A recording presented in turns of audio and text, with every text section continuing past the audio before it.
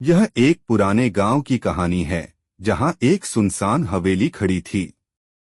गांव वाले कहते थे कि वह हवेली भूतिया है। लोग वहां जाने से डरते थे क्योंकि कई अजीब घटनाएं वहां होती थीं। रात में चीखने की आवाजें, खुद ब खुद खुलते दरवाजे और हवा में लहराती परछाइयां। एक दिन गांव के एक निडर युवक रामू ने यह तय किया कि वह उस हवेली की सच्चाई का पता लगाएगा। वह रात को एक लालटेन और लकड़ी की छड़ी लेकर वहां गया। हवेली के अंदर घुसते ही उसने ठंडी हवा का झोंका महसूस किया।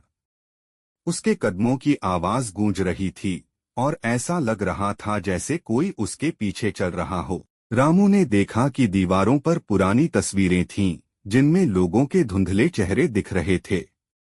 अचानक एक तस्वीर गिर गई और उसके टूटने की आवाज पूरे कमरे में गूंजी। रामू ने डरते हुए पीछे मुड़कर देखा, लेकिन वहां कोई नहीं था। तभी उसे किसी के हंसने की धीमी आवाज सुनाई दी। वह उस आवाज का पीछा करते हुए हवेली के एक बड़े हॉल में पहुंचा। वहां उसने देखा कि एक महिला सफेद साड़ी में खड़ी थी।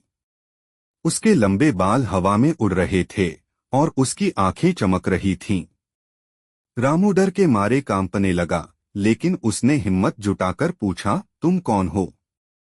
महिला ने धीमी आवाज में कहा, यह मेरा घर था। मुझे यहाँ से भगा दिया गया था और अब मैं कभी चैन से नहीं रह सकी। रामू ने महसूस किया कि यह आत्मा अपनी कहानी सुनाने और न्याय चाहने के लिए फंसी हुई थी। उसने गांव वालों को बुलाकर यह बात बताई और सबने मिलकर उस आत्मा की शांति के लिए पूजा की। कहते हैं, उसके बाद हवेली से कोई आवाज नहीं आई और वह फिर कभी भूतिया नहीं लगी। लेकिन गांव वाले आज भी उस रात